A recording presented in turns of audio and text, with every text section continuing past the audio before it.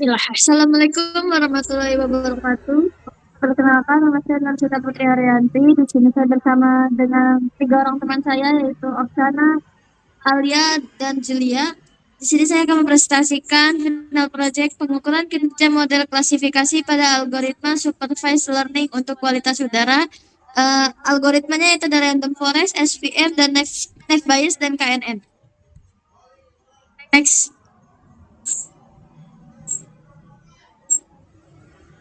Oke. Pencemaran udara adalah masalah yang memiliki dampak negatif terhadap kehidupan makhluk hidup. Kondisi ini dapat menyebabkan penurunan kualitas udara, terutama di wilayah perkotaan. Faktor yang menyebabkan terjadinya pencemaran udara yaitu aktivitas transportasi, sektor industri, serta kegiatan lainnya yang membuang sisa-sisa limbah kegiatannya ke udara. Penentuan level ISPU dapat dilakukan dengan menerapkan teknik klasifikasi dalam data mining sebagai solusi yang efektif. Data mining adalah teknik yang digunakan untuk menggali informasi baru dari satu data dengan mengidentifikasi pola atau aturan tertentu dari kumpulan data yang besar. Penerapan data mining menjadi solusi untuk menganalisis kualitas udara di DKI Jakarta dengan menggunakan pendekatan teknik klasifikasi. Next.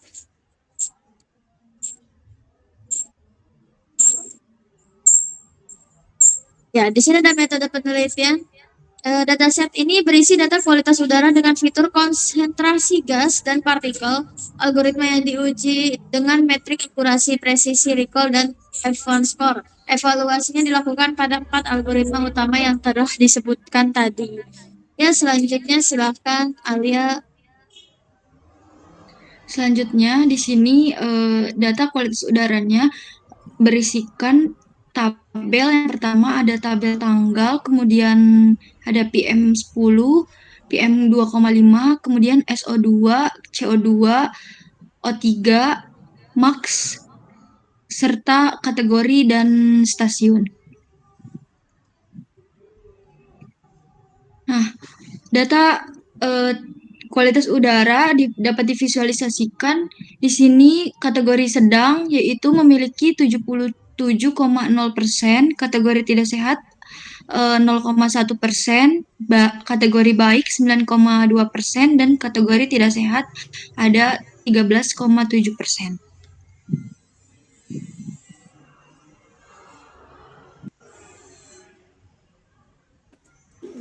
Selanjutnya ada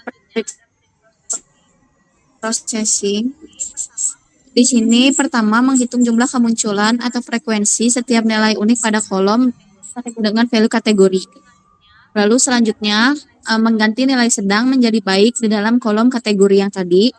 Lalu outputnya untuk menghitung frekuensi kemunculan setiap nilai unik dalam kolom kategori pada data frame atau DF. Hasilnya adalah daftar jumlah data untuk setiap kategori yang berguna untuk melihat distribusi di dalam kolom tersebut. Seperti gambar di samping. Dan untuk mengganti nilai sedang menjadi baik di dalam kolom kategori, outputnya yaitu mengganti nilai sangat tidak sehat di kolom kategori menjadi tidak sehat. Setelah itu, menghitung frekuensi setiap kategori di kolom tersebut untuk melihat distribusi data setelah penggantian nilai.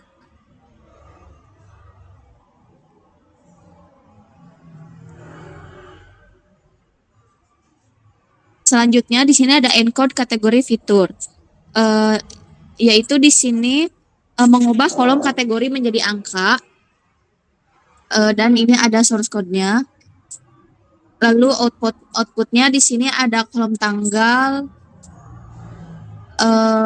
dan yang lainnya. Kategorinya sudah terganti dari angka.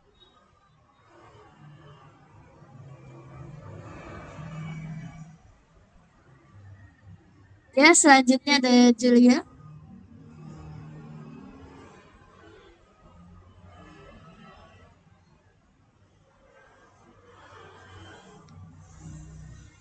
Oke, di sini ada splitting datanya. Di sini kita menggunakan split dataset, yaitu pembagian training datanya 20 80 gitu. Di sini ada data trainingnya 80 dan data testingnya 20. Yang pertama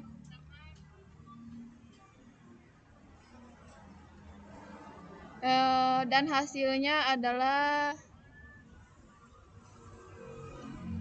2805 dan testingnya 8, 701 dan data testingnya 8. Oke, baik. Ini yang implementasi model random forest akan dipresentasikan oleh Alia.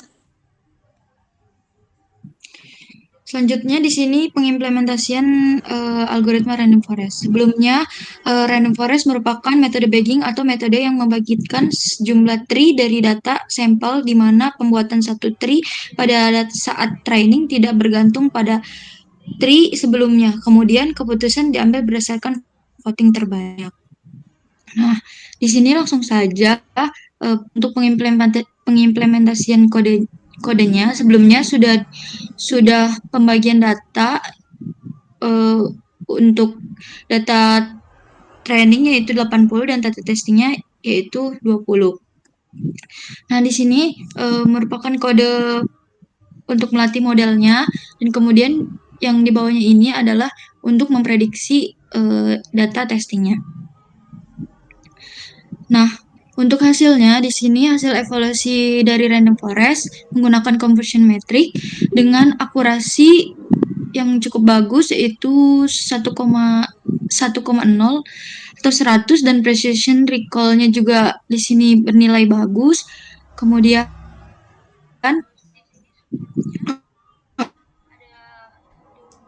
di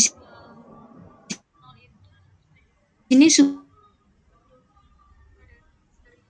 supportnya kategori 1 576 dan kategori 2 ada 500. Baik, selanjutnya akan dibacakan oleh Oksana.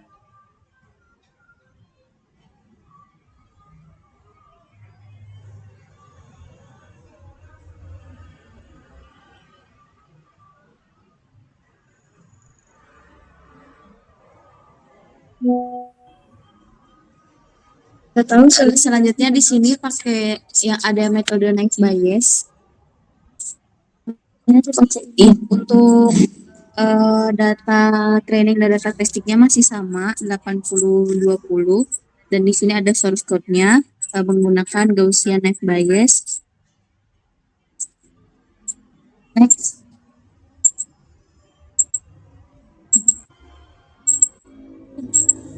Untuk hasil evaluasi Naive Bayes-nya di sini ada confusion matrix-nya yaitu 102, 18, 0, 17, 55, 90, 032. Lalu di sini ada hasil precision, recall, F1 score, RF dan F1 score-nya.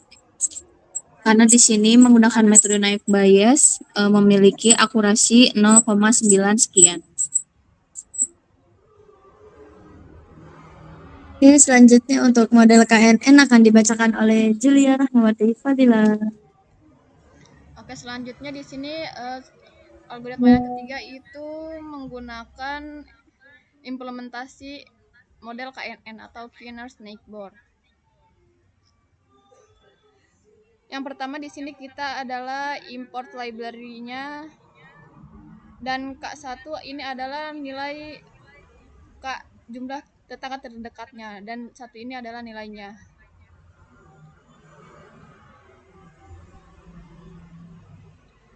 Selanjutnya di sini ada evaluasi model.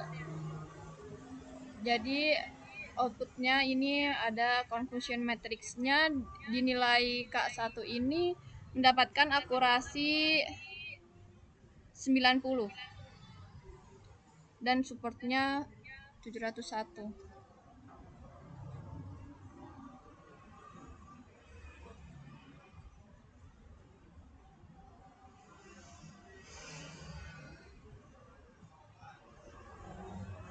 Oke, kita langsung masuk ke model SVM.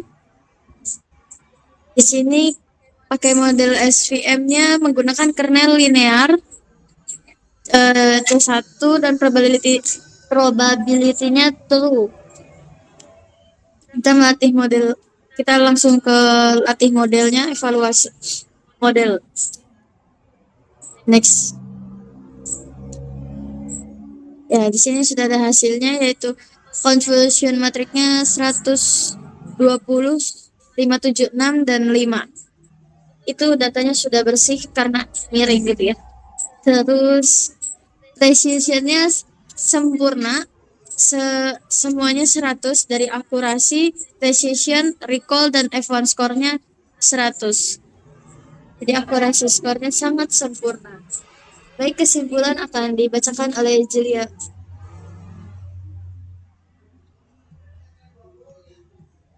Oke, kesimpulannya dari hasil penelitian ini, dari hasil evaluasi algoritma random forest dan SPM terbukti menjadi yang paling andal dalam memprediksi kategori kualitas udara dengan performa sempurna di semua metrik evaluasinya 100%. NetBIAS memberikan hasil yang baik dengan akurasi 95%, sedangkan KNN menunjukkan akurasi terendah sebesar 90%. Penelitian ini menegaskan pentingnya pemilihan algoritma yang tepat serta processing data yang optimal untuk tugas klasifikasi kualitas udara ini.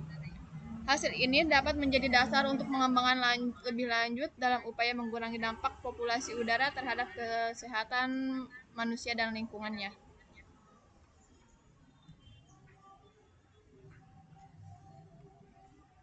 Fisik bisa dirubah, materi bisa dicari, tapi yang tulus tidak datang 2 kali.